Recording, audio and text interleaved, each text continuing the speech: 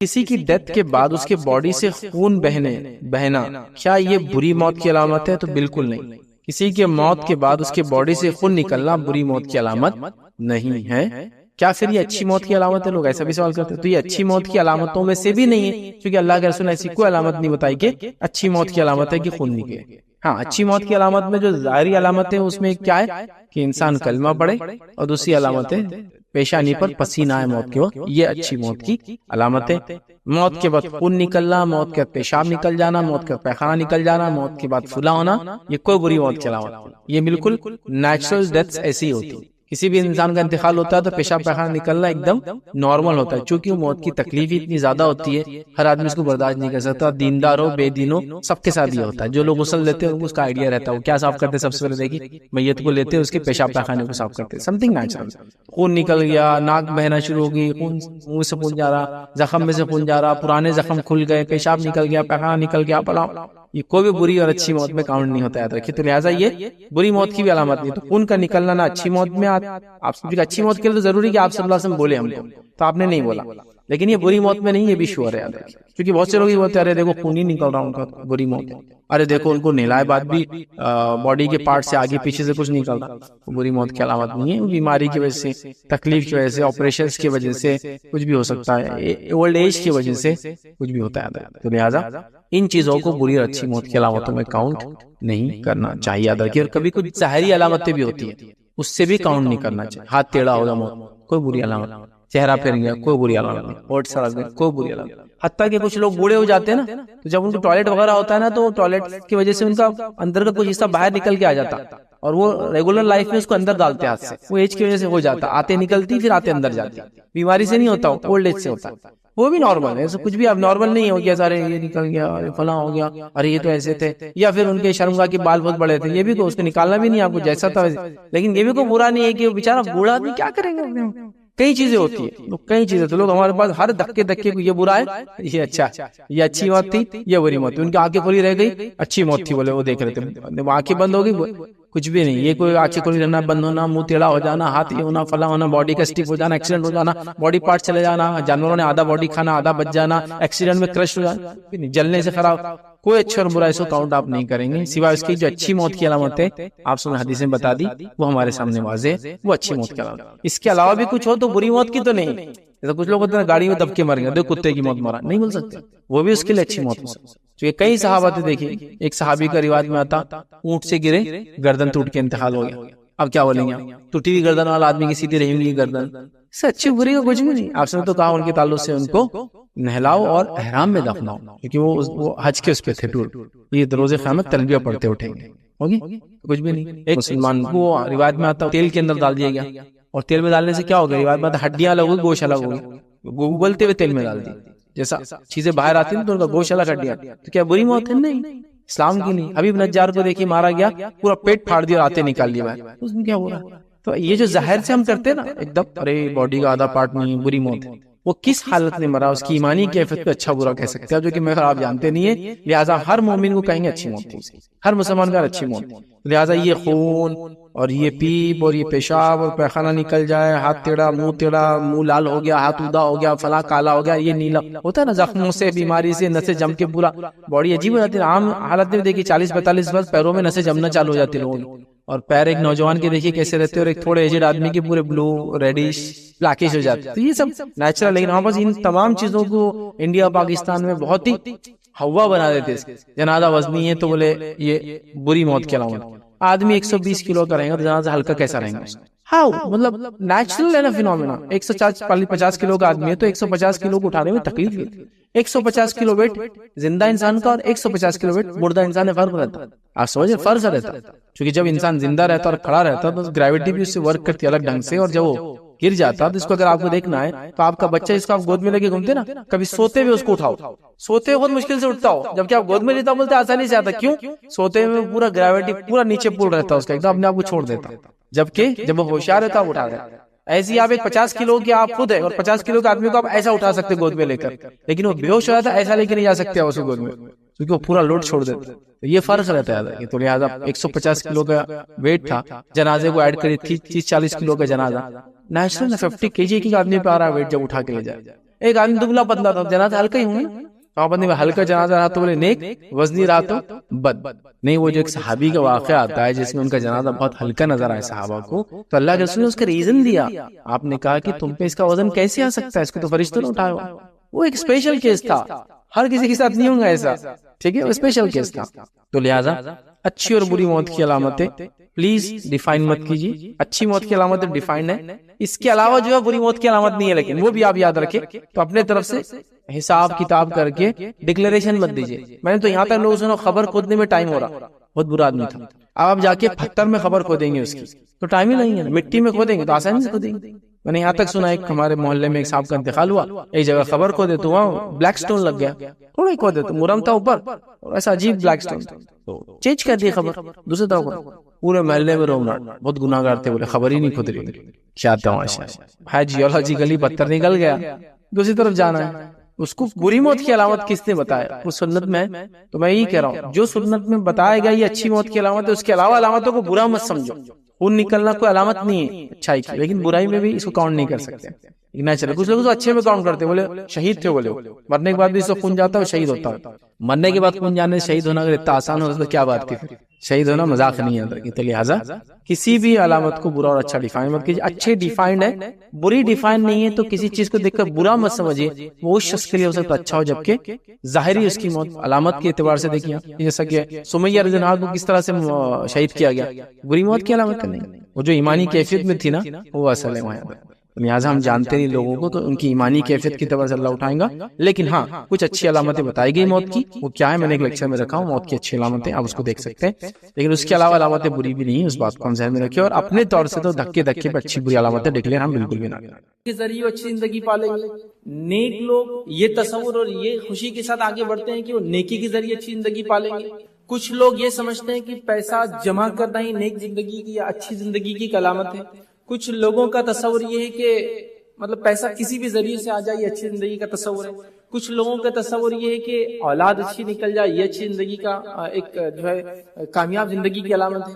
کچھ لوگوں کا یہ تصور ہے کہ وہ اپنے ملک سے دوسرے ملک چلے جائے جہاں روزی روٹی کے اندر اضافہ ہو جائے, یہ اچھی زندگی کا تصور ہے کہ اپنے ملک سے دوسرے ملک جاتے ہیں. تو بہرحال ہر انسان کا اپنا ایک تصور ہے جس کے ذریعے وہ ایک اچھی زندگی پانا چاہتا ہے. سب کی سب یاد رکھیں, اس میں کوئی ایکسیپشنل نہیں ہے, ہر انسان اچھی زندگی چاہتا ہے.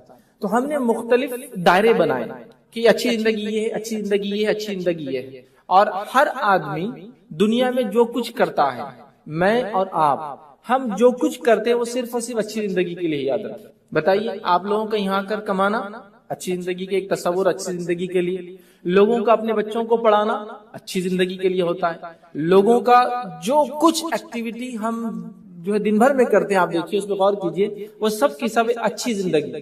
تو اب سوال یہ تھا, عنوان یہ تھا کہ اچھی زندگی مگر کیسے, ایک خوشگوار زندگی مگر کیسے یہ چیز کو حاصل کرے.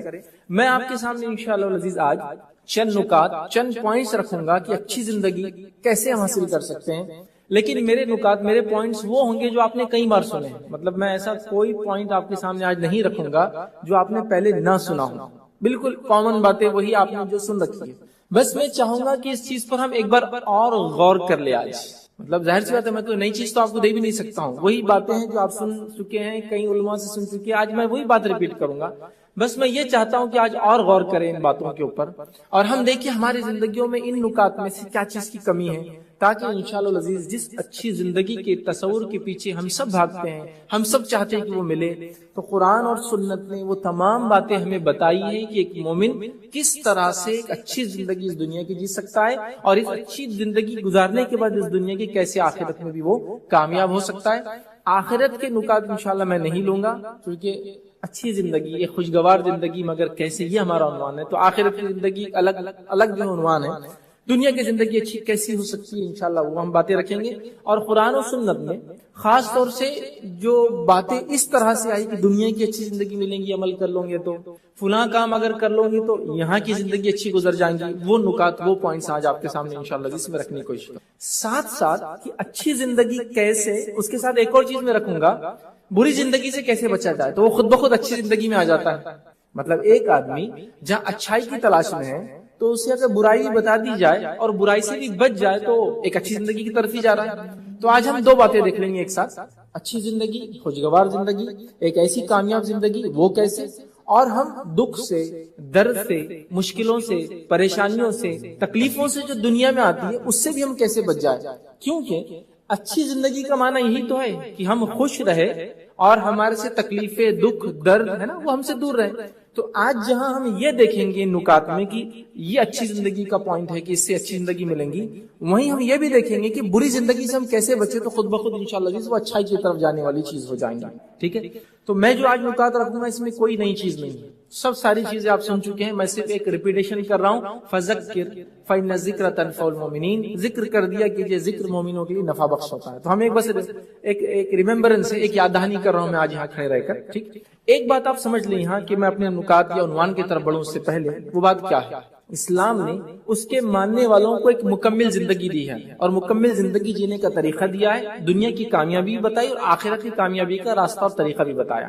اب ہوتا یہ ہے کہ ہم میں سے بہت سارے لوگ اپنے طرف سے راستے بناتے ہیں. مطلب اچھی زندگی جینے کے لیے ہم اپنے راستے خود کریٹ کرتے ہیں. ٹھیک ہے. اور ہم یہ سمجھتے ہیں ان راستوں پر چل کے انشاءاللہ ہمیں اچھی زندگی ملیں گی. لیکن یہ ایک سب سے بڑی گڑبڑ اور پوائنٹ کیا ہوتا ہے جو ہم غلطی کرتے ہیں کہ وہ راستے ہمارے اپنے بنائے ہوئے ہیں، وہ اللہ کے بتائے ہوئے نہیں ہیں، وہ رسول اللہ صلی اللہ علیہ وسلم نے ہم کو نہیں بتائے.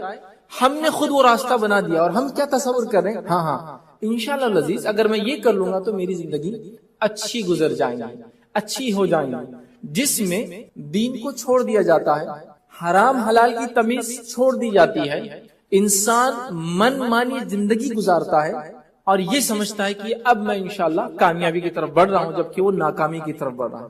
تو مجھے اور آپ کو کوئی نیا راستہ نہیں بنانا ہے، بتائے گئے راستے کو مضبوطی سے پکڑ کر چلنا ہے. لیکن ہوتا یہ ہے کہ ارے یہ تو وہی باتیں ہیں جو پہلے سن چکے. لیکن سوال یہ کیا ان باتوں پر عمل کیا گیا؟ وہ ایمان کے ساتھ جو اس کا تقاضا تھا کہ ہماری لائف چینج ہو جائے. ہمارا معاملہ یہ ہوتا ہے عموماً کہ کتاب اور سنت کی دیے گئے حل سب سے لاسٹ میں ہم جو ہے آپٹ کرتے ہیں، مطلب سب سے لاسٹ میں اپناتے ہیں.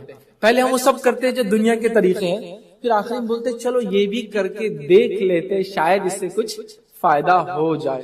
اور یہ سب سے بڑی خرابی یاد رکھیں ہماری، اور ہم یہاں پھنس جاتے ہیں. یاد رکھیں تو ہم یہ تہیہ کر لیں کہ کتاب و سنت نے جو بات بتائی ہے ہم اسی کو جو ہے سمجھیں گے اور اسی کے مطابق عمل کریں گے. انشاءاللہ عزیز ہم دنیا کی جو ہے ایک بہترین زندگی اور آخرت کی انشاءاللہ بہترین زندگی پائیں گے. آئیے ایک مثال سے بات شروع کرتا ہوں. اکثر لوگ میں سمجھتا ہوں جو انڈیا سے متعلق ہیں وہ یہاں بیٹھے ہیں، ان کا تعلق ہے اردو سمجھنے والے. حال ہی میں جو ہے انڈیا میں ایک چیز ہوئی کہ حکومت ہند نے، انڈین گورنمنٹ نے مخصوص نوٹوں کو بند کر دیا، اس کا چلن بند کر دیا. ٹھیک. تو وہاں ایک شخصیت کا نام بار بار میڈیا میں ہائی لائٹ ہوا اور ان کا تعلق بھی میرے ہی شہر سے تھا، اورنگ آباد سے اتفاق. تو ان کا نام ہائی لائٹ ہوا کہ انہوں نے جو ہے ہمارے وزیر اعظم کو بتایا تھا کہ نوٹ کو ایسا کرنا چاہیے. تو ایک وہ جو شخصیت ہے ان سے ایک میرا اس سے پہلے مطلب 2006 میں ایک بات چیت ہوئی تھی، ایک میٹنگ ہوئی. ہوا یہ تھا کہ ہم نے ایک پروگرام رکھا تھا جس کا عنوان تھا کہ بلا سودی بینکنگ نظام، مطلب نان انٹرسٹ بیسڈ بینکنگ. تو وہ انہوں نے کال کیا اور کال کر کے ادارے پر آیا اور کہا کہ جو انٹرسٹ بیسڈ بینکنگ ہے میں اس کو جانتا ہوں اور اس کی برائیاں جانتا ہوں، یہ نان انٹرسٹ بیسڈ بینکنگ کیسے چلتی ہے؟ آپ کا میں نے ٹاپک دیکھا تو ملنا ہے. پروگرام بہت چھوٹا سا تھا لیکن پھر بھی وہ آئے، ہم نے ان سے بات چیت کی تو انہوں نے ایک بہت اچھا کنکلوژن دیا تھا. ان کی بات سے میں نے ایک چیز جو نکالی تھی وہ یہ کہ وہ نان مسلم شخص تھے. انہوں نے یہ کہا کہ میں نے 30 ایئرس ریسرچ کیا، مطلب وہ ایجڈ تھے کافی. 30 ایئرس میں نے ریسرچ کیا کہ نان انٹرسٹ بیس سسٹم بینکنگ کا کیسا چلے گا. 30 ایئرس کے ریسرچ کے بعد مجھے کسی نے بتایا کہ دنیا کا ایک مذہب ہے جس مذہب میں سود حرام ہے. تو میں پھر دوڑا آیا اور میں نے پھر اسلام کیا کہتا ہے سود کے بارے میں اور سود کے بغیر سسٹم، اکنامی، فائنانس کیسا چلتا ہے، بینکنگ کیسی ہوتی ہے، میں نے اس کو اسٹڈی کیا. اسٹڈی کر کے میں یہ نتیجے پہ آیا کہ میری 30 سال کی ریسرچ بیکار تھی. اگر میں اسلام کو پڑھ لیتا تو 30 ایئرس کی محنت بچ جاتی اور میں شاید کچھ دوسری ایکٹیویٹی کرتا. مطلب آپ امپلیمنٹیشن کی طرف جاتا. تو یہاں جو میرا مقصد تھا اس ایگزامپل کو کوٹ کرنا وہ یہ تھا کہ ہم لوگ کئی راستے تلاش کر رہے ہیں اچھی زندگی کے لیے، کئی جگہوں پہ جا رہے، کئی در جا رہے، کئی دروازوں پہ جا رہے، کئی کوششیں کر رہے ہیں کہ ایک اچھی زندگی مل جائے، ایک خوشگوار زندگی مل جائے، ایک ایسی زندگی ملے جس میں میں خوش ہوں. اور خوشی کا پیمانہ آپ مال سے مت لگائیے. یہ بات میں یہی کلیئر کر رہا ہوں. خوشی کا پیمانہ پیسوں سے مت لگائیے, خوشی کا پیمانہ کوانٹٹی سے مت لگائیے, خوشی کا پیمانہ دلی اطمینان سے لگائیے, خوشی کا پیمانہ, اچھی زندگی کا پیمانہ ذہنی سکون سے لگائیے. یاد رکھیے, اچھی زندگی کا پیمانہ زیادتی نہیں برکت سے لگائیے. برکت سمجھتے نا, زیادتی نہیں, کثرت نہیں, برکت جو ہوتی ہے. یاد رکھیے, آج ہمارے پاس چیزوں کی کثرت ہے لیکن برکت غائب ہے. یاد رکھیے, چیزیں میسر ہے لیکن خوش نہیں ہیں. لوگ بڑی بڑی گاڑیوں میں گھوم رہے ہیں, قیمتی قیمتی ولاز اور گھروں میں رہ رہے ہیں, ایک سے ایک جو ہے گیجٹس کو یوز کر رہے ہیں, چیزوں کو استعمال کر رہے ہیں جن کی قیمت لاکھوں میں ہے, لیکن مطمئن نہیں ہے. انہیں چیزوں کو پھینک دیا جاتا ہے چڑھ کر, مطمئن نہیں ہے. گھر جاتے بچوں کی نافرمانی آدمی کو پریشان کر دیتی ہے. گھر جاتے شوہر اور بیوی کا آپسی تناؤ بڑھ جاتا ہے, جبکہ یہ ایسا محبت والا رشتہ ہے جس کی کوئی انتہا نہیں, لیکن آپ دیکھیے جھگڑے چالو ہے. گھر کے اندر گھر کے افراد چاہے مرد ہو چاہے عورتیں ہوں, ایک دوسرے کو دیکھ کر چہرے تبدیل ہو جاتے ہیں کہ یہ کیوں آئے اور یہ کس لیے آئے. دیکھیے, تو گویا ہم دل سے سکون نہیں ہمارے پاس, ذہنی اطمینان نہیں ہمارے پاس, اور برکت غائب ہے. تو چیزوں کو آپ کوانٹٹی سے مت گنیے, اسی طرح مال کی کثرت سے مت لگائیے کہ ہاں مال زیادہ ہوگا تو ہم خوش رہیں گے. یہ بات میں کیوں کہہ رہا ہوں؟ نبی اکرم صلی اللہ علیہ وسلم حدیث میں فرمایا, ابن ماجہ کی روایت ہے, آپ نے فرمایا کہا کہ تم سے پہلے جو انبیاء اور نیک لوگ علماء جو گزرے, علماء حق جو گزرے ہیں, ان کو سب سے زیادہ آزمایا گیا.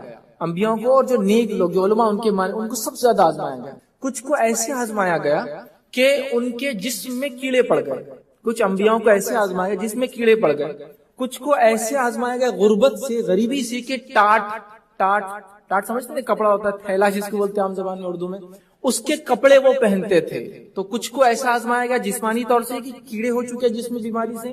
کچھ کو مالی اتنی غربت دی گئی کہ ٹاٹ کے سوا پہنے کچھ نہیں ہے. لیکن نبی اکرم صلی اللہ علیہ وسلم فرمایا وہ اس حال میں اتنے خوش تھے کہ جتنا تم فراوانی میں مالداری میں بھی خوش نہیں ہوتے ہو. اور اس حال میں اتنا خوش تھے کہ تم فراوانی میں, فراوانی سمجھتے, مال دولت امن امان اولاد سب کچھ ہے, لیکن دلی سے وہ اس سے زیادہ خوش تھے.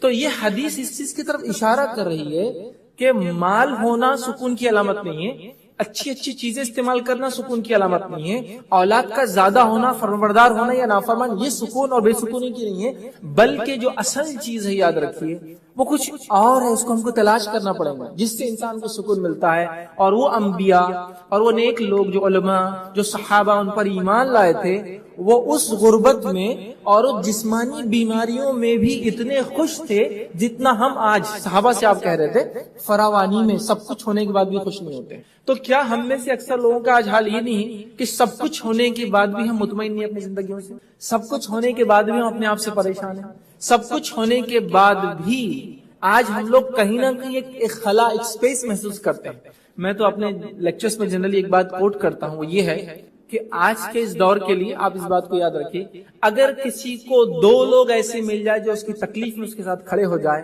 یا 2 لوگ ایسے مل جائے جو اس کو مرنے کے بعد یاد کرے, وہ کامیاب انسان تھا. چونکہ ایک آدمی بھی آپ کو جلدی ملتا رہی. ہاں, جو مصیبت میں کبھی ملتے ہیں وہ اس لیے آتے ہیں کہ کتنے مصیبت میں ڈوبے ہو, پیمانہ لگا کے لوگوں کو بتائے, ارے زبردست پھنسا ہوا آدمی, بہت زبردست پھنسا, میں مل کے آیا, اس سے بڑا مزہ آیا.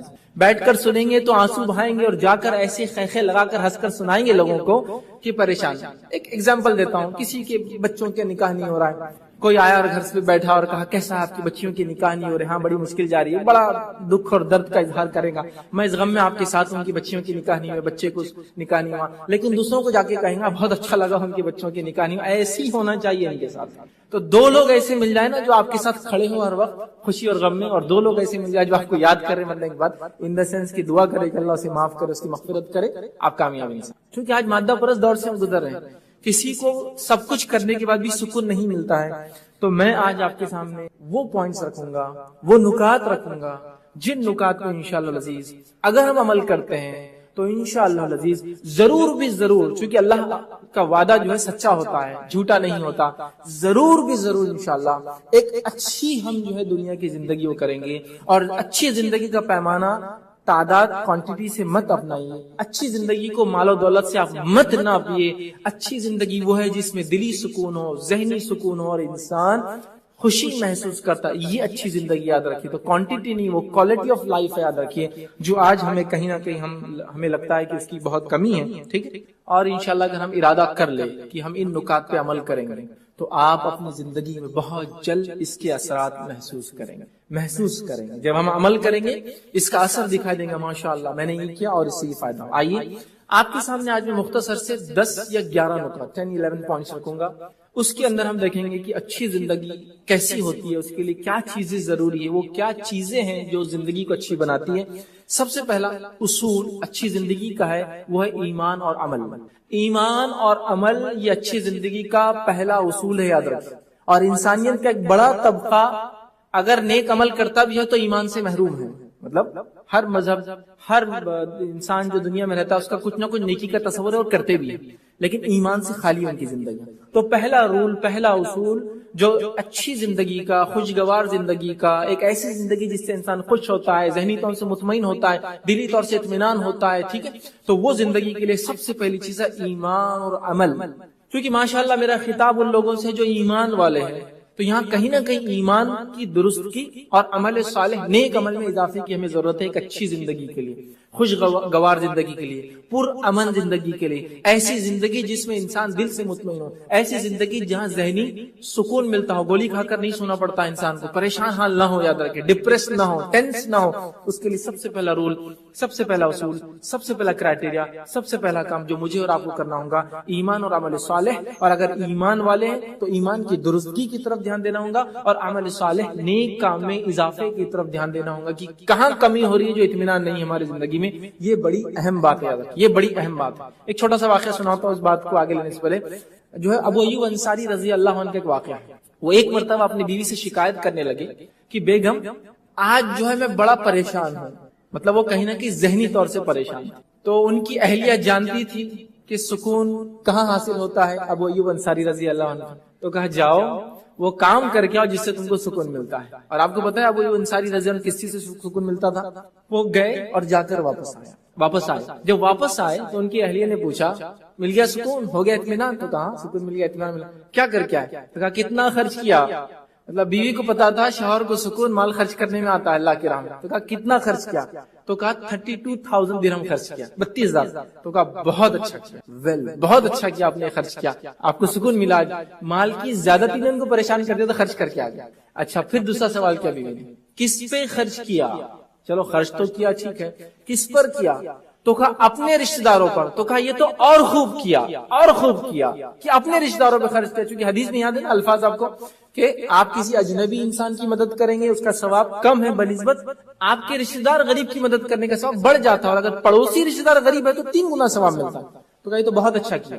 اگر یہی بات ہمارے پاس ہوتی اور کوئی شوہر پریشان ہوتا اور اس کی پریشانی کا حل مال خرچ کرنے میں ہے تو بیوی کہتی کہ بیگم میں بہت پریشان ہوں آج، اور بیوی کو پتا ہے شوہر کو سکون اتنا پیسہ خرچ کرنے آتا ہے، وہ پہلے بولیں گی کہ پیسہ پورا مجھے دے دو اور باہر چل جاؤ، کہاں سکون حاصل کرنا ہے کر لو. اور اگر خرچ کرو بھی تو اپنے رشتہ داروں پہ خرچ نہیں کرنا، وہ اتنے برے ہیں، تمہارے بھائی ایسے، تمہارے فلاں ایسے، بھتیجے ایسے، بھانجے ایسے، کہیں دوسرے اجنبیوں میں خرچ کرو. آپ سمجھیے اس بات کو، رشتہ دار جب ہوتے ہیں پرابلمز آتے ہیں وہیں تو خرچ کرنے کا اجر بھی زیادہ ہے. تو ابو ایوب انصاری رضی اللہ عنہ کو خرچ کرنے میں سکون ملا. ہم لوگ جمع کر کے بھی پریشان ہیں، کوئی سکون نہیں، کتنا بھی جمع ہو جائے. تو پتا چلا صحابہ کی زندگی آپ دیکھیں ان کا سکون اطمینان الگ چیزوں میں تھا، وہ واقعی میں حقیقت میں اس میں پا رہے تھے. تو یہ بات ایمان اور عمل صالح، اور عمل صالح میں مال خرچ کرنے جتنا اجر یاد رکھیے دوسرے اس کا نہیں، اس لیے مال خرچ کر کے آئے تھے. تو آئیے ایمان کے تعلق سے اللہ رب العزت فرماتا ہے سورہ نحل سورہ نمبر 16 آیت نمبر جو ہے 97 میں 97 میں اللہ فرماتا اور کہتا ہے من عمل صالحا من ذکر او انثى وهو مؤمن فلا يحيينه حیاتا طیبہ.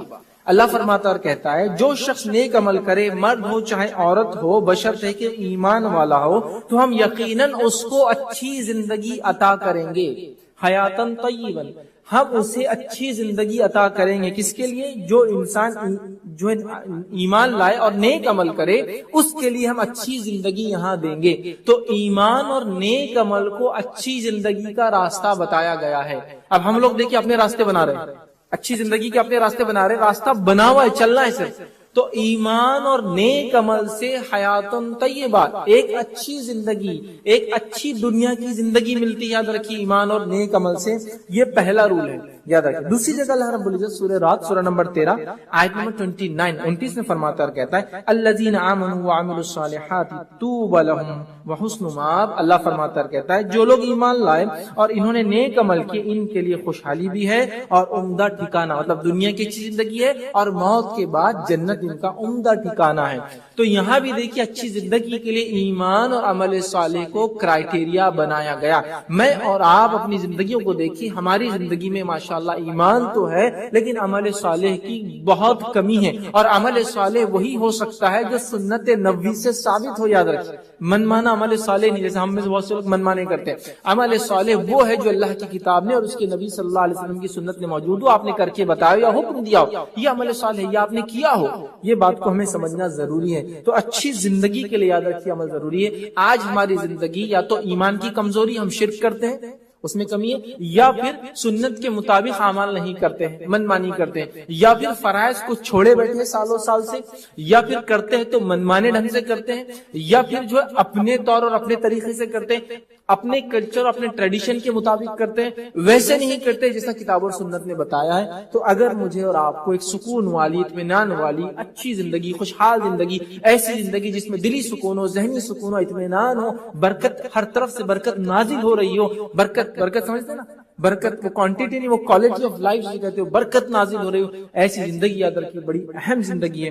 ہمیں اس کے لیے کوشش کرنا ہوگا جس میں اللہ کی کتاب اور نبی اکرم صلی اللہ علیہ وسلم کی سنت بڑی اہم ہے۔ اس کے علاوہ یاد رکھیے ایمان اور عمل صالح نہیں ہے، تو وہاں ہم کو تلاش کر کے یہ کام کرنا ہے۔ تو انشاءاللہ ہم تہیہ کریں، ہم ایمان ہے، ایمان کے تقاضوں کو ہم پورا کریں، اس کے ساتھ ساتھ نیکی میں ہم اضافہ کریں، جو کچھ ہو سکتا ہے اضافہ کریں، انشاءاللہ بہت اطمینان کی زندگی ہم جو ہے پائیں گے، یاد رکھیے۔ دوسرا اصول ایک اچھی زندگی کے لیے، خوشحال زندگی کے لیے، خوشگوار زندگی کے لیے، ایسی زندگی جو اطمینان بھری ہو، اس کے لیے وہ شکر یاد رکھیں۔ کسی کہنے والے نے بڑی پیاری بات کہی ہے، اگر ایمان کی مثال ایک پرندے کی ہے، ایمان کی مثال اگر ایک پرندے کی ہے تو شکر ایک پر ہے اور صبر اس کا دوسرا پر ہے۔ بہت اہم چیز ہے شکر یاد رکھیں، بہت اہم چیز ہے۔ ہم بہت بہت بہت ناشکرے ہو چکے ہے نا، کتنے ناشکرے ہو چکے جس کی کوئی انتہا نہیں، یاد رکھیں کوئی انتہا نہیں۔ مطلب زندگی کا ہر پہلو آپ لے لیں، ہم ناشکری کرتے آتے، ہر پہلو لے لیں ہم ناشکری کریں۔ اللہ رب العزت نے جو نعمتیں ہم کو ہزاروں، لاکھوں، کروڑوں، ملینز اور بلینز نعمتیں، میں اس کو ہم کاؤنٹ بھی نہیں کر سکتے، یاد رکھیں ایسی نعمت اس کو ہم سوچتے بھی نہیں، فکر بھی نہیں کرتے ہیں، لیکن ہمارا مسئلہ ہے جو نہیں ملا نا، بس اسی کو ہم کو کوٹ کرنا ہے کنٹینیوسلی، جو ہے ان نعمتوں کو ہم بھول جاتے ہیں۔ شکر یاد رکھیے بہت بہت بہت اہم چیز ہے، یاد رکھیے اس کو ہم اپنا لے اپنے زندگیوں میں، یاد رکھیے۔ آج ناشکری کا یہ حال ہے کہ بہت سارے لوگ ڈپریسڈ ہیں، اس لیے کہ ان کو فلاں چیز نہیں ملی۔ کیا چیز نہیں ملی؟ آپ بڑے ڈپریسڈ ہیں تو بولیں گے میرے پاس سب کچھ ہے لیکن آئی فون 7 نہیں، بڑا ڈپریسڈ ہوں، میری زندگی میں کوئی خوشی نہیں ہے، دوستوں نے آئی فون 7 لے لیا، میں 6 پہ اٹکاوا ہوں آج تک، اور 5 والا تو چھپاتے پھر رہا اس کو ادھر کہاں بتاؤں، اور 4 والا دیکھتے ڈراپ کر دیتا ہوں کسی کو، اس کے پاس 7 ہے ڈراپ کر دو، چھپا دو، لیکن یہاں تو 4 ہے۔ ہم کوئی بات سمجھ میں نہیں آتی، میں بول رہا ہوں مطلب میں کاؤنٹ لیس ناشکری، ہمارے اللہ ہم پہ رحم کرے، ہم کو اللہ اس کی بعد ہی معاف کرتا ہے، یہ بڑی بات ہے۔ کاؤنٹ لیس ناشکری کا یہ عالم ہے، کسی کو انتہا نہیں، یاد رکھیں۔ ہماری بحث چل رہی کہ جوتا کون سا لینا ہے، بچے اگر نوجوان ہے تو والدین سے جھگڑا کر رہے ہیں، یہ جوتا لینا، یہ سینڈل لینا، فلاں چپل لینا ہے، اور عید کی خوشیاں اس میں برباد ہو رہی اس لیے کہ فلاں شوز، سینڈل یا وہ جو چیز فٹ ویئر تھا مجھے وہ نہیں ملا۔ ہم نے کبھی اس انسان کو دیکھا جس کو پیر نہیں ہے، تو پھر پتا چلتا ہے کہ پیر تو ہے نا، ننگے پیر بھی ہے تو خوشحال ہے، لیکن ہماری بحث تو نعمتوں پر ہے جو لوگ فائدہ اٹھا رہے ہیں، اس کو دیکھ کر ہم ان چیزوں کو بھول جاتے ہیں جو ہمارے پاس ہے، تو ہم اکثر ناشکرے ہو چکے ہیں، یاد رکھیے۔ ہم شکر گزاری کا وہ مادہ ہم میں جذبہ نہیں باقی رہا ہے، آپ برا مت لگنے دیجئے، یہی حال ہے، یاد رکھیے، یہی حال ہے، جو بول رہا ہے اس کا بھی، جو سن رہا ہے اس کا بھی یہی حال ہے، ناشکری ہے۔ ہر بار اس سے اوپر کیا ہو سکتا ہے وہ سوچ رہے، جو ہے اس پر مطمئن نہیں ہے، جس کے نتیجے میں زندگیوں سے سکون اڑ چکا ہے، اس کو آپ کو ماننا ہی پڑے گا میری بات، اس لیے کہ میرا بنگلہ ایسا لیکن اس کا مجھ سے بڑا بنگلہ ہے، میں ناشکرا ہوں، میں اس کو نہیں دیکھتا ہوں جس کو گھر نہیں رہنے کے لیے، میں ناشکر ہوں. شکر جو کچھ ہے نا آپ اللہ کی حمد و ثنا کیجیے, بہت ہے میرے پاس, بہت ہے. چلیے تو مال کی اگزامپل ہے, صحت کوئی لے لیں. صحت مجھے تو بہت, میں بیمار رہتی ہوں یا رہتا ہوں, صحت نہیں ہے میرے پاس. صحت کو یہ بہت بڑی نعمت ہے, لیکن اگر آپ کے پاس وہ نہیں ہے تو اس کو دیکھیے جس کی صحت آپ سے بھی زیادہ خراب ہے. الحمدللہ میں بہت اچھا ہوں, بہت اچھا ہوں. جس کے لیے میں عموماً ہندوستان میں رہنے والے لوگوں کے لیے گزارش کرتا ہوں, گورنمنٹ ہاسپٹلس کا کبھی آپ جو ہے نا اس کے آئی پی ڈی جو ان پیشنٹ ڈپارٹمنٹ ہوتا ہے اس میں کبھی کبھار چلے جانا, ایسے گھومتے چلے. جب آپ کو لگتا ہے نا میری صحت بہت خراب ہے, میں تو بہت جسمانی طور سے بیمار ہوں, سب کچھ ہے, کبھی ایک چکر مار کے آ جانا, آپ کے الحمدللہ اتنا اچھا ہے. کیونکہ ایک پیشنٹ یہ تھا ایکسیڈنٹ ہو کر آیا, اس کے تو پیر کٹ چکے تھے, دوسرا آدمی تھا وہ فلاں ہو چکا تھا, الحمدللہ میرے پاس سب کچھ ہے. میری تو بیماری صرف اتنی ہے. میں نے ایسے لوگوں کو دیکھا جن کے تعلق سے یہ بات آتی ہے اور بہت تعجب کی ہے, جو قریب موت کے قریب ہے, جن کے بارے میں بتا دیا گیا 15 دن, 2 دن, 10 دن, 8 دن بس جئیں گے, اس کے بعد مر جائیں گے, کوئی چانسز نہیں ہے. الحمدللہ مجھے تو ایسا کچھ بھی نہیں ہے, مجھے تو ابھی امید ہے. یہ الگ بات ہے موت کبھی بھی آ سکتی ہے, لیکن امید ہے میں جی سکتا ہوں. تو یہ چیز آنے کے بعد آدمی بہت خوش ہوتا ہے کہ اللہ نے جو دیا بہت کچھ ہے, جو کچھ ہے جس حال میں یہ بہت اچھا ہے میرے لیے, یاد رکھیں. تو مال جو کچھ دیا بہت ہے آپ کو, صحت جیسی دی بہت ہے, اس میں وہ کیجیے. ہاں اچھے کی کوشش کرنا, کرتے رہنا, اس سے اسلام نے نہیں روکا, آپ کرتے رہیے, لیکن ناشکری مت کیجیے کہ میرے پاس یہ نہیں ہے. تو شکر یاد رکھیے بڑی اہم چیز ہے. اللہ رب العزت جو ہے سورہ ابراہیم سورہ نمبر 14 آیت نمبر 7 میں فرماتا ہے, کہتا ہے وَإِسْتَأْذَنَ رَبُّكُمْ لَئِن شَكَرْتُمْ لَأَزِيدَنَّكُمْ. اللہ نے فرما دیا اور اللہ تعالیٰ فرماتا ہے, اور یاد رکھو تمہارے رب نے جو ہے خبردار کر دیا تھا کہ شکر گزار بنو گے تو میں تمہیں اور زیادہ نوازوں گا.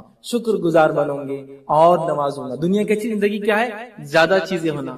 تو ہم شکر گزار بنیں گے, اللہ اور نوازیں گا. ہم شکر گزار بنیں گے, اللہ اور نوازیں گا. ہم شکر گزار بنیں گے, اللہ اور نوازیں گا. جس حالت میں وہاں شکر ادا کریں گے, اللہ اس سے زیادہ دنیا کی نعمتیں, ایک اچھی زندگی ہمیں, مجھے اور آپ کو نوازے گا. لیکن ہمارا مسئلہ یہ کہ ہم شکر گزار نہیں, ناشکری کرتے ہیں. اور آپ کو پتہ ہے ناشکری کیوں آتی ہے ہماری زندگیوں میں؟ اس لیے کہ ہم اس چیز پر عمل نہیں کرتے جو نبی اکرم صلی اللہ علیہ وسلم بتائے, اس سے شکر پیدا ہوتا ہے. اور وہ کیا ہے؟ آپ نے فرمایا دنیا کی نعمتوں کے معاملے میں اپنے سے نیچے لوگوں کو دیکھا کرو, اس سے جو نعمتیں تمہارے پاس ہے اس معاملے میں تمہیں شکر پیدا ہوگا, مطلب تمہارے اندر شکر کا جذبہ پیدا ہوگا. تو ہمیں دنیا کی نعمتوں میں کس کو دیکھنا ہے؟ اپنے سے نیچے والوں کو. اس سے کیا نتیجہ ہوتا ہے؟ ہمیں شکر پیدا ہوتا ہے, شکر. اور ہماری نظر کہاں, یاد رکھیے سلف کے اقوال میں سے قول یہ ہے کہ دنیا کے معاملے میں اپنے سے نیچوں کو دیکھو تو تمہیں شکر پیدا ہوگا, اور دین کے معاملے میں اپنے سے اوپر والوں کو دیکھو تو دینی معاملے میں آگے بڑھیں گے. ہمارا معاملہ کیا ہے؟ دین کے معاملے میں اپنے سے نیچے کے لوگوں کو دیکھتے ہیں. دیکھو میں تو 3 ٹائم نماز پڑھ رہا ہوں نا, فجر اور عشاء چھوٹتی خالی, لیکن 3 ٹائم تو ماشاءاللہ پابندی سے, وہ تو صرف جمعہ والا ہے, تو ماشاءاللہ میں تو آگے ہو گیا نا. تو دین کا معاملہ کمپیریزن ہی ہے. دنیا کمپیریزن کیسا ہے کہ میرے پاس ایک گاڑی ہے, کیا گاڑی ہے یہ, میرے پاس جو گاڑی ہے وہ ان کی گاڑی دیکھو ماشاءاللہ. سمجھ رہے آپ؟ دنیا میں اپنے سے اوپر اور دین میں اپنے سے ہم نیچوں کو دیکھتے ہیں. سلف کہتے ہیں کہ دنیا کے اندر اپنے سے نیچوں کو دیکھو, جو کہ نبی اکرم صلی اللہ علیہ وسلم کا خود قول ہے. آپ نے فرمایا اس سے شکر پیدا ہوتا ہے. اور دینی معاملوں میں کیا کرو؟ اپنے سے اوپر والوں کو دیکھو. کہ ایک انسان اگر 5 وقت کی نماز کا نفل پڑھتا ہے تو وہ میرا ٹارگیٹ ہے کہ مجھے اس سے آگے جانا ہے. معلوم آپ کو صحابہ کی زندگی کیا تھی؟ یہی تھی. اور جو صحابی جو ایمان کے درجے پہ تھا نا, وہ اس سے کمپیٹ کر رہا تھا. لیکن یاد رکھیے دنیا میں نہیں, کس معاملے میں؟ دین میں. ابو بکر صدیق رضی اللہ عنہ کے کمپیٹیٹر کون تھے دین کے اندر؟ عمر ابن خطاب. روایتوں میں آپ دیکھیے ابو بکر جو کریں گے عمر پیچھے دوڑے, ہر بار سوچتے میں آج آگے بڑھ جاؤں گا, اور وہ کہتے ہیں ہر بار ابو بکر نے اتنا عمل کیا کہ میں ہر بار ان سے عمل میں پیچھے ہی رہا, چاہے میں نے کتنی بھی کوشش کی ان سے آگے جانے کی. کمپیٹ کر رہے تھے, ایسا کمپیٹ کر رہے تھے جس کی کوئی انتہا نہیں. یاد رکھیں آپ نے بہت سارے واقعے سن رکھے ہیں. ایک واقعہ سناتا ہوں. ابو بکر صدیق رضی اللہ عنہ اپنی خلافت میں رات میں ایک گھر میں جایا کرتے تھے. اب ظاہر سی بات ہے عمر ابن خطاب تو پیچھے رہنا نہیں, وہ دیکھنے لگے کہ ابو بکر کہاں جاتے تھے. ہم لوگ یہ تو جانتے ہیں کہ عمر ابن خطاب رات میں پیٹرولنگ کرتے تھے. ہم یہ نہیں جانتے کہ ابو بکر صدیق کا وہ عمل تھا, عمر نے اس کو کاپی کیا تھا. ان کی خلافت 2.25 سال کی تھی, بہرحال تو اتنی تفصیلات نہیں ہوتی, لیکن وہ رات میں جایا کرتے تھے. عمر ابن خطاب رضی اللہ عنہ نے سوچا کہ ایک دن ضرور دیکھوں ابو بکر کیا کرتے ہیں اس گھر میں. اس لیے نہیں کہ وہ تجسس جاسوسی کرے, اس لیے کہ وہ تحسس جاننا چاہتے تھے کہ ابو بکر کیا عمل کرتے رہتے, میں بھی کروں گا وہ عمل. بہرحال ایک دن جب ابو بکر صدیق نکلے, وہاں چلے گئے, جا کر کہا, دیکھا تو ایک بوڑھی عورت ہے. آ کر پوچھا کہ یہ شخص جو تمہارے پاس کیوں آتا ہے؟ تو وہ بوڑھی عورت کہنے لگی جو کہ نابینا بھی تھی کہ ایک نوجوان آتا ہے میرے پاس، مطلب وہ جانتی بھی نہیں تھی ابوبکر صدیق کیا عمر ہے، کیسے دکھتے، کیا ہے، آ جاتا ہے اور میری خدمت کر دیتا ہے، کھلا پلا دیتا ہے مجھے، اس لیے کہ میں بڑھیا ہوں اور میرے محرم کوئی نہیں، سب بچے میرے جو انتقال کر گئے یا چلے گئے مجھے چھوڑ کے، میں اکیلی ہوں. تو بیچارہ آتا ہے، اچھا کھلاتا پلاتا اور چلے جاتا. آپ کو پتا عمر ابن خطاب رضی اللہ عنہ جو خلیفہ بنے، آپ بھی یہی عمل کرتے جائے، اس بڑھیا کے پاس جاتے تھے ابوبکر صدیق کے بعد اور کھلایا پلایا کرتے تھے. تو آپ دیکھیے وہ کمپیٹ کر رہے تھے، ہولڈ لگی ہوئی تھی، ریس لگی ہوئی تھی، لیکن کس چیز میں؟ نیکیوں میں. دوسرا واقعہ سنیے، ایک صحابی نے دوسرے سے گھر پرچیز کیا، مدینہ کے مارکیٹ کے بیچ میں ایک گھر تھا، سینٹر میں. مدینہ ایک میٹرو سٹی ہو چکا تھا آپ صلی اللہ علیہ وسلم کی بات، اس کے بیچ میں گھر ہونا آپ جانتے ہیں اس کی اہمیت کیا ہے. آپ جس بھی علاقے میں اس کے اگر سٹی سینٹر میں آپ کا گھر ہے بولے تو اس کی امپورٹنس کیا آپ جانتے ہیں. تو انہوں نے گھر خریدا، 70,000 درہم اس کی کاسٹ تھی. انہوں نے کاسٹ پے کی اور کہا کل میں گھر لے لوں گا. انہوں نے کہا ٹھیک ہے کل آ جانا.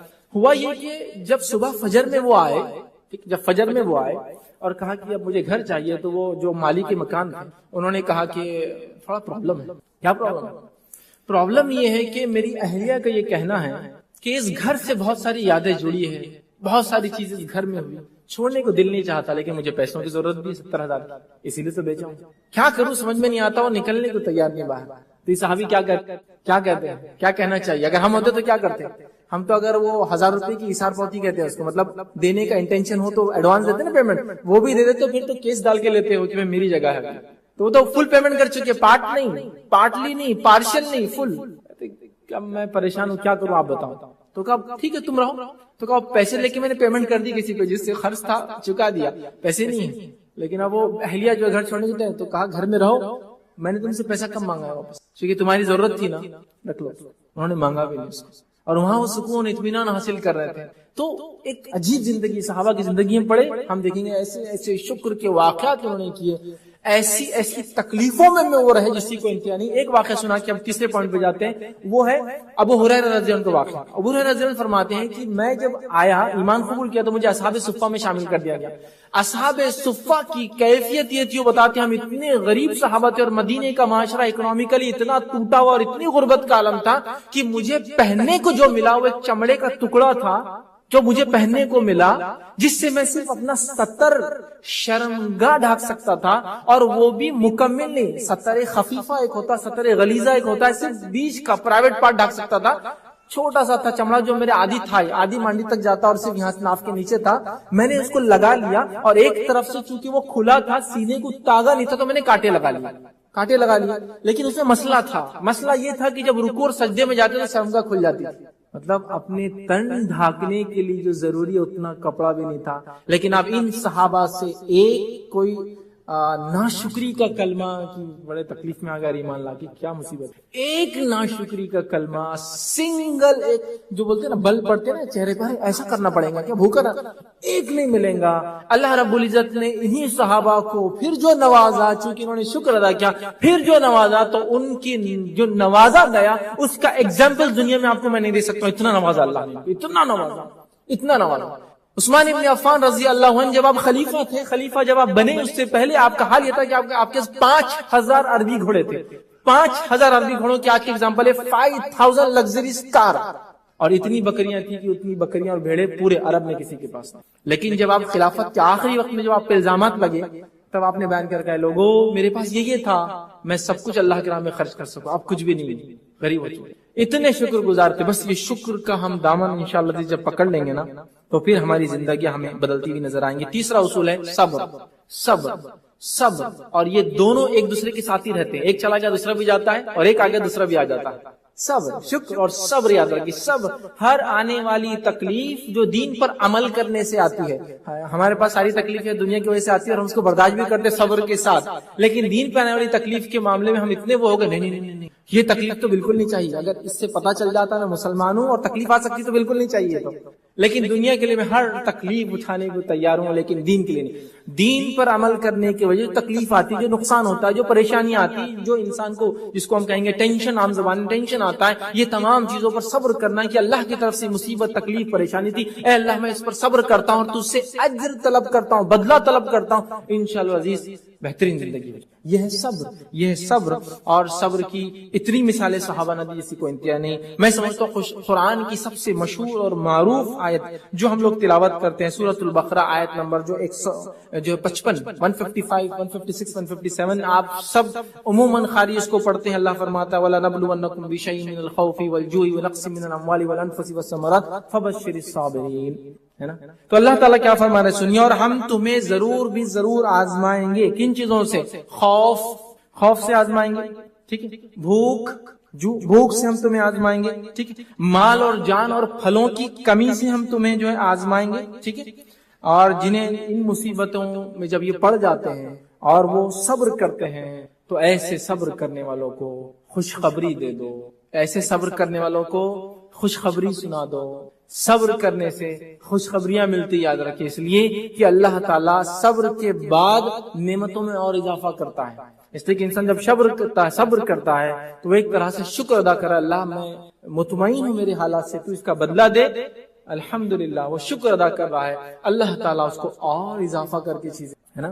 اور صحابہ اور صحابیات نے کیا صبر کی. میں صحابہ مردوں میں سے نہیں, ایک خاتون کے ایک مثال دیتا ہوں, اور ان کا نام تھا ام سلیم رضی اللہ عنہ, مشہور اور معروف صحابیہ ہے, سب لوگ جانتے ہیں. انس بن مالک رضی اللہ عنہ کی والدہ ہے, ٹھیک ہے. ان کا واقعہ آتا ہے کہ ایک مرتبہ ان کے شوہر سفر سے واپس آئے. شوہر لمبے, ابو طلحہ رضی اللہ عنہ بہت لمبے سفر کے بعد آئے تھے.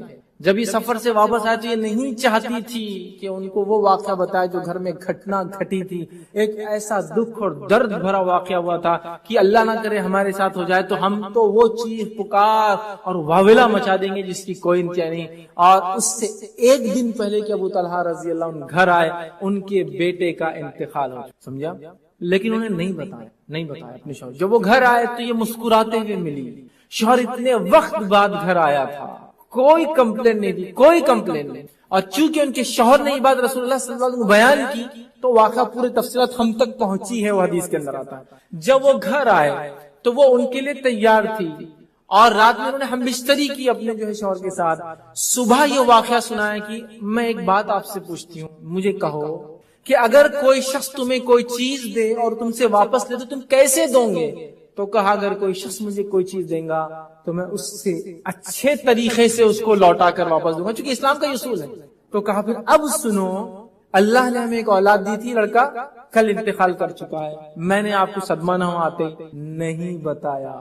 وہ بھی ایک ماں تھی, وہ بھی ایک عورت تھی جیسا عورتیں ہوتی ہیں, ٹھیک ہے, بتایا نہیں. وہ بھاگے ابو طلحہ فجر کی نماز کے لیے, اور اللہ کے رسول صلی اللہ علیہ وسلم پورا واقعہ بیان کیا. اللہ کے رسول صلی اللہ علیہ وسلم نے دعا دی کہ اللہ تعالیٰ اس میں خیر کرے, اور ان کو پھر اس سے ایک اولاد پیدا, اس کا نام عبداللہ رکھا ہوں. سمجھ رہے آپ؟ تو یہاں آپ دیکھیے وہ کیا صبر ہوگا. صحابہ کو روبوٹس تو نہیں تھے نا, انسان تھے. ہم کو تو چھوٹی سی تکلیف ہو جائے, ایک ناخن کو کچھ ہو جائے, بچہ گر جائے, تو اگر جن لوگوں کے فیملی یہاں نہیں ہے تو انڈیا سے کال آتے ہوں گے, وہ آئیمو کے دیکھو بچہ گرا تو یہاں مار لگا, بتاؤ کہاں مار لگا, اس کو کیا ہوا, پورا ہم دیکھنا چاہتے ہیں, سروے کرنا چاہتے ہیں. لیکن وہ کیا صبر تھا کہ کوئی شکن نہیں, کوئی شکوہ نہیں, کوئی تقدیر پر رونا نہیں, کوئی یہ کہنا نہیں کہ اللہ کو ہمارا ہی گھر ملا تھا کہ نعوذ باللہ ہماری اولاد ملی کیا, ان کو اتنے بچے ایک بھی نہیں ان کا مرا, ہمارا ایک ہی بچہ کا انتقال کر گیا. ان کے پاس اتنا مال و دولت ہے, ان کے پاس کچھ نقصان نہیں ہوتا مالی, ہمارے پاس کچھ نہیں, غریب ہم کو مالی نقصان ہوتا, کچھ نہیں, کوئی شکوہ نہیں, کچھ نہیں. چونکہ وہ جانتی تھی کہ جب کوئی مصیبت آتی ہے تو صبر تب ہوتا ہے. حدیث میں الفاظ ہے صبر کب ہوتا ہے, جب وہ مصیبت آتی ہے, بعد میں تو صبر آ ہی جاتا ہے. اور اولاد کی انتقال پر صبر کرنا اور اللہ سے اجر طلب کرنا, اس کا بدلہ سوائے جنت کے اور کچھ نہیں. تو بہت بڑی بات ہے, یاد رکھیے. تو صبر یاد رکھیے بڑی اہم چیز ہے. ہم صبر کرنے والے بنے, اللہ تعالیٰ ہمارے جو ہے اس میں اضافہ کریں گا, ایک اچھی زندگی دیں گا. صحیح مسلم کی روایت ہے, نبی اکرم صلی اللہ علیہ وسلم فرمایا مسلمان کو جب تھکاوٹ, بیماری یا غم یا ملال, ٹھیک ہے, جس کو ہم کہیں گے غم اور ملال یا تکلیف پہنچتی ہے, حتیٰ کہ اگر اس کو ایک کانٹا بھی چبھتا ہے تو اللہ کے رسول صلی اللہ علیہ وسلم اللہ تعالیٰ اس کے بدلے اس کے گناہوں کو مٹا دیتا ہے. ایک کانٹا بھی اگر چبھتا ہے مومن کو تو اللہ تعالیٰ اس کے بدلے ہمارے گناہوں کو مٹا دیتا ہے. اسی طرح سے بخاری کی روایت ہے, نبی اکرم صلی اللہ علیہ وسلم فرمایا رکھا جب کسی مسلمان کو کوئی اذیت تکلیف پہنچتی ہے تو اللہ تعالیٰ اس کے گناہوں کو اس طرح اس سے جو ہٹا دیتا ہے جس طرح سے درخت کے, سوکھے درخت کے پتے جھڑ جاتے ہیں. اور ظاہر سی بات ہے جب گناہ زندگی سے کم ہوتے ہیں تو زندگی اچھی ہوتی ہے ہماری، یاد رکھیں۔ تو صبر کرنے سے کیا ہوتا ہے، تکلیف آنے پر، مصیبت، پریشانی، یہاں تک کہ کانٹا بھی چبھے تو اگر ہم صبر کریں تو ہمیں ایک اچھی زندگی ملتی ہے، یاد رکھیں، چونکہ ہمارے گناہ صاف ہوتے ہیں۔ جب گناہ صاف ہوتے ہیں تکلیف کی بنیاد پر، اللہ کے سامنے درجے بلند ہوتے ہیں، اور جب درجے بلند ہوتے ہیں تو دنیا میں ایک اچھی زندگی، یاد رکھیے، ہم جو ہے پاتے ہیں۔ اور مومن کا معاملہ عجیب ہے، اگر اسے کوئی تکلیف پہنچے اس پہ صبر کرے، یہ اس کے لیے اچھا ہے، اور اگر کوئی نعمت اللہ دے اس پہ شکر کرے، یہ اس کے لیے اچھا ہے۔ یہ معاملہ مومن کے سوا اور کسی کا نہیں ہے۔ جامع ترمذی کی روایت کے الفاظ ہے، اس کا مفہوم ہے۔ آئیے چوتھا اصول وہ یہ توبہ اور استغفار۔ توبہ اور استغفار ایک ایسی چیز ہے، یاد رکھیے، ہم انسان ہونے کے ناطے گناہ کرتے ہیں، معصیت ہم سے ہوتی ہے۔ اگر ہم توبہ اور استغفار کو لازم جان لیں، جس طرح سے نبی اکرم صلی اللہ علیہ وسلم دن میں 70 سے 100 مرتبہ 70 to 100 ٹائمز توبہ اور استغفار کرتے تھے، اگر ہم اس کو لازم جان لیں انشاءاللہ ہماری زندگی جو ہے بدل جائیں گی۔ اس لیے کہ توبہ اور استغفار کے اتنے فائدے یاد رکھیے جس کی کوئی انتہا نہیں۔ اور انسان کو جو مصیبتیں اور تکلیفیں دنیا میں آتی ہے، اللہ رب العزت فرماتا سورہ شورى اس کی آیت نمبر 30 میں اللہ نے فرمایا وَمَا أَصَابَكُم مِّن مُّصِيبَةٍ فَبِمَا كَسَبَتْ أَيْدِيكُمْ وَيَعْفُو عَن كَثِيرٍ، کہ جو کچھ مصیبت آتی ہے وہ تمہاری جو ہاتھ سے بھیجی ہوئی کمائی کا نتیجہ ہے، جبکہ ہم تو بہت تمہیں معاف کرتے ہیں۔ تو مصیبت ہمیں کیوں آتی ہے؟ ہمارے ہاتھوں کی کمائی ہے، ہماری غلطیاں، خطائیں، کوتاہیاں، گناہ ہمارے۔ اگر ہم اللہ سے معافی مانگے اس کے بدلے میں انشاءاللہ عزیز تو ہماری زندگی بدل جائیں گی۔ نہیں مانگیں گے تو جو مصیبت آتی ہے وہ اللہ کی طرف سے آتی ہے، اور وہ اس لیے آتی ہے کہ ہمارے ہاتھوں سے جو ہم نے بھیجا اس کا وہ نتیجہ ہوتی ہے، یاد رکھیے۔ تو لہٰذا ہم جو ہے نیکی کی طرف بڑھے اور توبہ اور استغفار کرے، تاکہ جو پچھلے گناہ ہمارے ہوئے ان گناہوں کو ہم جو ہے اللہ رب العزت سے معاف کرائیں۔ اور توبہ اور استغفار یہ بڑی اہم چیز ہے، یاد رکھیے، بہت زیادہ اہم ہے، یاد رکھیے، جس کے تعلق سے میں صرف ایک بات آپ کو بتاتا ہوں، توبہ اور استغفار کے کیا فائدے ہوتے ہیں، اور وہ بات ہے جو نوح علیہ السلام نے اپنی قوم کو بتایا تھا، اے میری قوم، توبہ اور استغفار کے فائدے یہی ہے، بس وہ رکھتا ہوں تو میں سمجھتا ہوں اچھی زندگی کا جو تصور ہے نا، یہ توبہ اور استغفار کے پوائنٹ میں ختم ہو جاتا ہے۔ یہ سب سے اچھی زندگی جو توبہ اور استغفار انسان کرتا ہے، ایک ایسی زندگی اللہ دیتا ہے، کیسی زندگی دیتا ہے سنیے۔ اللہ کے نبی نوح علیہ السلام، اللہ کے رسول نوح علیہ السلام نے 950 ایئرس 950 سال اپنی قوم کو دعوت دی۔ جب قوم کو دعوت دی تو وہ کہتے ہیں، بعد میں رپورٹ پیش کرتے ہوئے سورہ نوح کو آپ پڑھ لیجئے، اے اللہ میں نے ان کو دعوت دی صبح اور شام، یہ مجھے دیکھتے ہیں تو کانوں میں انگلیاں ڈال لیتے ہیں، چہروں پہ کپڑے ڈال لیتے ہیں، مجھے دیکھ کر چھپا لیتے ہیں اپنے چہرے کو مجھ سے۔ پھر وہ کہتے ہیں، میں نے اپنی قوم سے اللہ کہا، اور فرماتے ہیں قُلْتُ اسْتَغْفِرُوا رَبَّكُمْ إِنَّهُ كَانَ غَفَّارًا، اور انہوں نے اپنی قوم سے کہا، میری قوم تم اللہ سے استغفار کرو، اللہ تعالیٰ کو یقیناً تم معاف کرنے والا پاؤں گے۔ آپ کی قوم کافر ہے، اکثریت کافر ہے، چند لوگ 70-80 لوگ ایمان لائے تھے، ٹھیک ہے، وہ یقیناً معاف کرے گا، تم استغفار کرو وہ تمہیں معاف، یرسل السماء علیکم مدرارا، اور تمہارے اوپر استغفار کی برکت سے موسلا دھار ایک ایسی بارش جو کنٹینیوسلی ہوتی ہے، مفید ہوتی ہے، فائدہ مند ہوتی ہے، موسم کے اعتبار سے ہوتی ہے، ایسے وقت ہوتی ہے جب انسانوں کو تکلیف نہ ہو، وہ بارش تم کو برسائیں گا، ہے نا۔ آج بارش پہ کتنی دنیا کی اکثریت آبادی بارش پر ڈیپینڈ ہوتی ہے، تو اکنامی درست ہوتی ہے، نہ ہو تو گر جاتی ہے۔ تو کہا موسلادھار بارش برسائیں گا، استغفار کی وجہ سے آسمان سے بارش برسیں گی، جس سے زمین میں کیا ہوتا ہے آپ سب لوگ جانتے ہیں اس کا نتیجہ۔ تو کہا آسمان سے بارش برسائیں گا، وَيُمْدِدْكُمْ بِأَمْوَالٍ وَبَنِينَ، اور تم کو مال میں اور اولاد میں بڑھا دیں گا، استغفار کی وجہ سے تم کو مال میں اور اولاد میں بڑھا دیں گا۔ آج مال اور اولاد کے لیے کیا کچھ نہیں ہو رہا، ایک تو کمائی، اور دوسرا جس کو اولاد نہیں اپنی اولاد کے لیے کوشش بڑھا دیں گا، اس معاملے میں آگے بڑھا دیں گا۔ پھر وہ فرماتے ہیں برسائیں گا اور مال اور اموال میں تمہیں بڑھا دیں گا، وَيَجْعَلْ لَكُمْ جَنَّاتٍ وَيَجْعَلْ لَكُمْ أَنْهَارًا، اور تمہیں باغات عطا فرمائیں گا اور نہریں بہا دیں گا ان باغات۔ 5 نعمتیں ایک عمل کے استغفار، جو دنیا کی بہترین زندگی کا اصول ہے۔ لیکن ہمارے پاس اگر کوئی انسان کثرت سے استغفار کرے تو لوگ کیا بولتے ہیں، بہت گناہ کرتے ہیں روز دن بھر میں، اس لیے پورا دن استغفر اللہ بولتے، تو بولتے بھائی اتنے گناہ کرتے کیوں جو تمہیں پڑھنے کی ضرورت ہے۔ آپ کو معلوم ہے استغفار ایک ایسی عبادت ہے جو گناہگار تو کرتا ہی ہے، لیکن سب سے زیادہ نیکوکار بھی سو کرتے ہیں، اس لیے کہ نیکوکار کا استغفار یہ اس کے عبادت گزار ہونے کی علامت ہے۔ انبیاء علیہ السلام استغفار کرتے تھے حالانکہ گناہ نہیں کرتے، تو ان کے لیے عبادت ہے استغفار کرنا۔ ہم کیا سمجھتے ہیں استغفار جو زیادہ پڑتا ہے یہ بہت بڑا گناہگار ہے، اس لیے اس کو بار بار کرنا پڑتا ہے، اللہ نے اپنے محفوظ رکھا۔ نہیں، یہ سب کو کرنا ہے، صبح کرنا ہے، شام کرنا ہے، دن کرنا ہے، رات کرنا ہے، جب موقع ملا کرنا ہے۔ استغفار کی کثرت کتنی ہے، بہرحال اس کی فضائل آپ تمام لوگ بہرحال اس کو اور تفصیلات میں جا سکتے ہیں۔ استغفار کو ہم دامن اپنا اپنا لے، بارش اچھی برسیں گی انشاءاللہ، مال ملیں گا، اولاد ملیں گی۔ اور حسن بصری رحمہ اللہ کی کے پاس ایک شخص آیا, سوال کیا میرے علاقے میں بارش نہیں, کیا کروں؟ تو کہا اپنی قوم سے کو استغفار کرے. ایک شخص آیا کہا مجھے اولاد نہیں, کیا کروں؟ تو کہا استغفار کر. ایک شخص آیا کہا مال کی کمی, تو کہا استغفار کر. ایک شخص آیا کہا کھیتی برابر نہیں, تو کہا استغفار کر.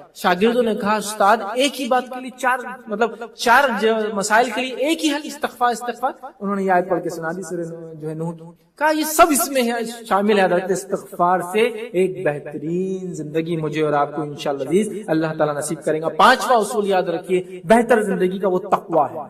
تقویٰ ہے مطلب اللہ نے جن کاموں سے منع کیا, اس کے حرام کردہ چیزوں سے, گناہ اور معصیت اور خطاؤں سے اپنی نفس کو دور رکھنا, یہ تقویٰ ہے. اور نیکی کے کاموں میں آگے بڑھنا, یہ تقویٰ ہے. تو تقویٰ یاد رکھیے, یہ پانچواں اصول یاد رکھیے. دکھ, تکلیف, پریشانیاں, مصیبت کے حل بھی ہے تقویٰ یاد رکھیے. بارش نہیں ہو رہی تو استغفار جیسا حل ہے اس کا, تو بارش ہوں گی تو ظاہر سی بات ہے ایک اچھی زندگی ملیں گے, دونوں باتیں ایک ہی ساتھ. تو تقویٰ یاد رکھیے بڑی اہم چیز ہے, خاص طور سے دکھوں اور پریشانیوں تکلیف کے لیے. آئیے ایک واقعہ سناتا ہوں تقوی کے تعلق سے. نبی اکرم صلی اللہ علیہ وسلم کے زمانے میں, واقعے کی تفصیلات میں نہیں جاؤں گا, بس اس کا میں آپ کو کنکلوژن بس دے رہا ہوں, کچھ پوائنٹس دے رہا ہوں. لمبی حدیث ہے. واقعہ یوں تھا کہ ایک صحابی, نوجوان صحابی کو گرفتار کر لیا گیا. روم سے وہ جنگ کے لیے گئے تھے, وہاں گرفتار کر لیا گیا. گرفتار کر کے ان کو بڑی بڑی چینوں میں, بیڑیوں میں, لوہے کی جو پیروں میں ڈالی جاتی ہے, پرزنرز آف وار جو ہوتے ہیں, جنگوں میں لوگ پکڑے جاتے ہیں, ان میں وہ ڈال کے رکھے گئے. ان کے والدین کو پتا چلا کہ ان کے بیٹے کے ساتھ یہ سلوک ہوا. دوڑے دوڑے ماں باپ آ کر اللہ کے رسول صلی اللہ علیہ وسلم, ہمارے بچے کو گرفتار کر لیا گیا, اب ہم کیا کریں اس کی رہائی کے لیے, کیسے کریں؟ تو اللہ کے رسول صلی اللہ علیہ وسلم فرمایا استغفار کرو, کثرت کرو. وہ گھر گئے, کثرت سے دونوں ماں باپ استغفار, کثرت سے استغفار کر, استغفار استغفار, اتنا استغفار کیا. اب بیٹا رومیوں کے جو ہے قبضے میں ہے شام میں. وہ کہتے ہیں کہ رات کے ایک وقت اچانک میرے پیر کی بیڑیاں ٹوٹ گئی. اور رومن ہسٹری میں ان کے جو لوگ تاریخ لکھتے تھے, انہوں نے بھی واقعہ نقل کیا کہ 2 لوگ ایسے تھے جو بیڑیوں سے چھوٹ کر گئے ہیں. مطلب ہسٹوریکل بھی ہے یہ واقعہ, تاریخ میں موجود ہے یہ قصہ ہے کہ آدمی ایسا بھی چھوٹا تھا, بیڑیاں ٹوٹ گئی اس کی رات میں. تو بیڑیاں ٹوٹ گئی. جب بیڑیاں ٹوٹ گئی تو میں پریشان ہوں کہ بیڑیاں اتنی مضبوط لوہے کی ٹوٹ گئی. میں نکلا اور میں نے ایک اونٹ لیا دشمنوں کے باڑے سے, اس پر سوار ہو گئے وہ صحابی اور بھاگنے لگے. جب وہ بھاگے تو دوسرے اونٹ بھی اس کے پیچھے لگ گئے, اس اونٹ کے, اور سارے اونٹ ان کے ساتھ آ گئے. فجر سے پہلے یہ گھر پہنچے اور جا کے اپنے والدین کو سلام کیا. والدین نے جو ہی سلام سنا سمجھ کے بیٹا آ گیا, دوڑے دوڑے باہر. بیٹی گلے سے لگا, کہا کیا ہوا؟ تو کہا واقعہ یہ ہوا, رات میں میری بیڑیاں ٹوٹ گئی اور میں آ گیا. والدین سمجھ گئے یہ استغفار کی برکت ہے. جو استغفار کرتا ہے وہ اللہ کا تقوی اختیار کرتا ہے, تو استغفار اور تقوی کی برکت ہے. انہوں نے سمجھ گئے. کہا ایک مسئلہ ہے جو نبی اکرم صلی اللہ علیہ وسلم دریافت کرنا ہے, پوچھنا ہے, وہ یہ ہے کہ اب یہ اونٹوں کا کیا کرو, یہ تو اپنے نہیں ہے. ساتھ آ گئے اور میں جب ایک پر بھاگا پورے آگے بڑھے میں, ٹھیک ہے. تو کہا چلو گئے, نماز پڑھی, فجر کے بعد پوچھا اللہ کے رسول صلی اللہ علیہ وسلم اونٹوں کا کیا کرے, چھوٹ کے تو آ گئے. تو استغفار کی برکت مل گئی نا, پریشانی دکھ سے, بیڑیوں سے نکل کر آیا وہ نوجوان, ہے نا. تو پریشانی, دکھ اور تکلیفوں سے نجات ہے نا استغفار. اب وہ تقویٰ تھا جس بنیاد پہ استغفار کرنے سے تقویٰ ڈیولپ ہوتا ہے. تو اب نبی اکرم صلی اللہ علیہ وسلم نے کہا ٹھیک ہے, اور آیت قرآن کی نازل ہوئی اس کے بعد. وہ آیت جو ہے تقوی کے فائدے کا ہے وہ بھی بتاتی ہے, اور اس واقعہ کا کنکلوژن بھی ہے. سورہ طلاق نمبر 65 اس کی آیت نمبر 2 اور 3 اللہ رب العزت نے نازل کی. آیت ہوئے وَمَن يَتَّقِ اللَّهَ يَجْعَل لَّهُ مَخْرَجًا, جو اللہ کا تقوی اختیار کرتے ہیں, انہوں نے توبہ اور استغفار کیا, مطلب اللہ کا تقوی اختیار کیا, يَجْعَل لَّهُ مَخْرَجًا, اللہ مصیبت, دکھ, پریشانیوں, ڈپریس, ٹینشن سے نکلنا آسان کر دیتا ہے. اور کیا فرمایا آگے اللہ رب العزت فرماتا ہے مخرجا وَيَرْزُقُ مِنْ حَيْثُ لَا يَحْتَسِبُ, اور وہاں سے روزی دیتا ہے جہاں سے گمان بھی نہ کیا ہوگا. تو کہا یہ اونٹ تمہارے ہو گئے. وہاں سے روزی دیتا ہے جہاں سے گمان بھی نہ کیا ہوگا. کس وجہ سے؟ تقوی اختیار کرنے سے اللہ نکلنا آسان کرتا. دکھ, تکلیف, پریشانی, مصیبت, بیماری نکلنا ہے, تقوی اختیار کرنا. تقوی اختیار کر لو, اللہ کی حرمت کردہ چیزوں کا پاس اور لحاظ رکھو, اس کے قریب مت جاؤ, معصیت, گناہ اور خطاؤں سے اپنی نفس کو بچاؤ, جو کر چکے اس کے لیے خوب استغفار کرو. تقوی ڈیولپ ہوتا ہے ایک انسان کا. تو اللہ نے فرمایا وَمَن يَتَّقِ اللَّهَ يَجْعَل لَّهُ مَخْرَجًا, دکھوں سے, تکلیفوں سے, پریشانیوں سے نکلنے کا حل مل گیا ہم کو. وَيَرْزُقْهُ, اللہ فرمایا اور رزق دیتا ہے, مِنْ حَيْثُ لَا يَحْتَسِبُ, جہاں سے سوچا نہیں تھا وہاں سے روزی ملتی ہے. کون سا انسان روزی کے لیے پریشان نہیں ہے؟ روزی حل, ٹینشن, ڈپریشن, پریشانی, تکلیف, دکھ, بیماری, حل. ایک تقوی ساری چیزوں کا حل یاد رکھیے. آئیے اس سے آگے بڑھتے ہیں اور ہم دیکھتے ہیں چھٹا اصول ہے وہ ہے نماز. یاد رکھیے نماز. نماز بڑا اہم اصول ہے، یاد رکھیے نماز کو ہم اس کی پابندی کریں، اس لیے کہ نماز وہ حل ہے جو بہت ساری پریشانیوں کا، دکھوں کا، ایک اچھی زندگی کا جو ہے یہ ایک راستہ ہے، یاد رکھیے۔ آج ہم دیکھتے ہیں نمازوں میں خصوصاً ظاہر سی بات ہے فرض کے بعد وہ سنتیں جو فرض سے پہلے اور بعد میں پڑھی جاتی تھی، اور وہ نمازیں جن کے بارے میں تاکید آئی ہے جو بہت افضل ہے، جس کو ہم کہتے ہیں تہجد، نفل میں سب سے افضل عبادت تہجد، ہم اہتمام کریں، ہماری زندگی انشاءاللہ العزیز چینج ہو جائیں گی۔ یاد رکھیے جو ہے صحیح مسلم کی روایت ہے، نبی اکرم صلی اللہ علیہ وسلم فرماتے ہیں بندہ اپنے رب سے سب سے قریب سجدے کی حالت میں ہوتا ہے، لہذا تم سجدے کی حالت میں اللہ سے دعا مانگو۔ تو اللہ سے سب سے قریب جانے کا راستہ نماز ہے، اور نماز میں ہی سجدہ آتا ہے، یاد رکھیے یہ الگ سے سجدے کی دلیل نہیں ہے، نماز میں ہی سجدہ آتا ہے۔ تو انسان جب سجدہ کرتا ہے تو اپنے رب سے یقیناً وہ جو ہے سب سے قریب ہوتا ہے، اور جب سب سے قریب ہوتا ہے تو اپنے کام انسان نکال سکتا ہے نا۔ دیکھیے آپ کو کوئی مسئلہ ہے، کوئی کام نکالنا ہے، تو آپ اس شخص سے سب سے قریب جانا چاہتے ہیں جو اس مسئلے کا حل اپنے پاس رکھتی ہے۔ آفس میں باس، سپروائزرز، مینیجرز، منسٹرز، دنیا کے اندر سب سے قریب۔ تو نماز یاد رکھیں، بندہ سب سے قریب نماز میں ہوتا ہے۔ تو ہم دوسرے جگہ جا رہے ہیں، لوگوں سے وہ کر رہے ہیں، یہاں جائیے۔ نماز کا معاملہ ایسا تھا، نبی اکرم صلی اللہ علیہ وسلم آندھی طوفان بارش کوئی تکلیف ہوتی مسجد کی طرف جاتے نماز پڑھنے۔ تو نماز کو اپنا یاد رکھیے، معمول بنا لے۔ اور اللہ رب العزت نے سورۃ البقرہ سورہ نمبر 2 آیت 153 میں فرمایا اور کہا یا ایھا الذین آمنوا استعینوا بالصبر والصلاۃ، ٹھیک ہے اے وہ لوگ جو ایمان لائے ہو، اللہ سے مدد طلب کرو جو ہے صبر اور نماز کے ذریعے، ان اللہ مع الصابرین، یقینا اللہ تعالیٰ صبر کرنے والوں کے ساتھ ہے۔ تو یہاں کیا فرمایا، جو ہے صبر اور نماز کے ذریعے اللہ سے مانگو۔ نماز مانگنے کا ذریعہ ہے، کوئی تکلیف کوئی پریشانی آپ نماز کا اہتمام کریں، خاص طور سے رات کی نماز کا اہتمام، جس کو ہم کیا کہتے ہیں تہجد کی نماز کا یاد رکھیے، خاص طور سے اہتمام کریں۔ اور تہجد کی نماز کی ایک فضیلت آپ کو بتا دوں میں، آپ کو جو حدیث میں آتی ہوئی ہے، تہجد کی نماز جو شخص رات میں پڑھتا ہے اللہ اس کو جسمانی بیماریوں سے دور رکھتا ہے۔ کہیں اس میں فضائل 4 فضائل ہے نماز کے، اس میں ایک آخری فضائل ہے جو رات کی نماز پڑھتا ہے اللہ اس کو بیماریوں سے دور رکھتا ہے۔ سبحان اللہ، بیماریوں سے دور رہنے کا حل کون سا بندہ ہے، کون سا انسان ہے دنیا جو بیماری سے پریشانی چھوٹی ہے بڑی جو بھی ہو، رات کی نماز بیماریوں کو دور کرتی ہے، دفاع کرتی ہے، دور رکھتی ہے ہم سے، یاد رکھیے سبحان اللہ کتنی بڑی فضیلت۔ تو ہم نمازوں کا اور فرائض کے علاوہ تمام نمازوں کا اہتمام کریں۔ ہم لوگ بڑے کوتا ہے، ہم فرض ہی نہیں کرتے، فرض کر کے اتنے مطمئن ہیں ماشاءاللہ اتنا ہی ہو رہا بہت بڑی بات ہے، نہیں، ہم کو اس سے آگے بہرحال بڑھنا ہے۔ 7واں اصول دعا، ایک اچھی زندگی کے لیے ہمیں دعا کرنا ہے، کثرت سے دعا کرنا ہے۔ اور دعا ایسا عمل ہے، یاد رکھیے ایسا عمل ہے کہ اللہ رب العزت اس چیز کو سیدھے سنتا ہے، اور اس کا کوئی وقت، کوئی گھڑی، کوئی ٹائم اور کوئی حالت نہیں ہے۔ کسی بھی وقت، کسی بھی گھڑی، کسی بھی ٹائم، کسی بھی کنڈیشن میں، غسل ہو بغیر غسل کے ہو، کسی بھی حال میں دعا کی جا سکتی ہے۔ ایسی عبادت جس کا کوئی وقت، کوئی گھڑی، کوئی وہ نہیں، کبھی بھی صبح شام دن رات کسی بھی کنڈیشن میں کر سکتے، مرد عورت بچے سب کر سکتے، اور سیدھا کر سکتے ہیں ماشاءاللہ، کوئی ضرورت نہیں بیچ میں آپ کو کسی کی لانی، سیدھا کر سکتے ہیں۔ یہ اس کی خصوصیت یاد رکھیے، دعا یاد رکھیے یہ ایک ایسی چیز ہے جس کو ہمیشہ اختیار کرنا ہے۔ افسوس کی بات ہے اگر آپ مجھے دعا کرتے ہوئے کبھی دیکھیں گے تو پوچھیں گے کوئی تکلیف، کوئی غم، کوئی پریشانی میں نہیں، تو دعا کیوں کر رہے ہیں؟ کیونکہ دعا کو ہم نے کیا کیا، کبھی کبھار استعمال کی چیز بنا دیا۔ دعا وہ چیز ہے جو نبی اکرم صلی اللہ علیہ وسلم سوتے جاگتے اٹھتے بیٹھتے گھر سے نکلتے بیت الخلا جاتے بیت الخلا سے نکلتے سواری پہ سوار ہوتے سواری سے اترتے نئے شہر میں داخل ہوتے یا کسی شہر سے نکلتے ہر وقت دعائیں، ہر وقت دعا۔ ہم تو دعا دیتے بھی نہیں، کرنا تو الگ بات ہے اللہ سے، دیتے بھی نہیں ہے، کرتے بھی نہیں ہے۔ دعا کا سسٹم ہمارے سماج سے سسٹم ختم ہوتا جا رہا ہے، اس کو ہم کو بڑھانے کی ضرورت ہے۔ دعا یاد رکھیں اس کے عظیم فائدے ہیں۔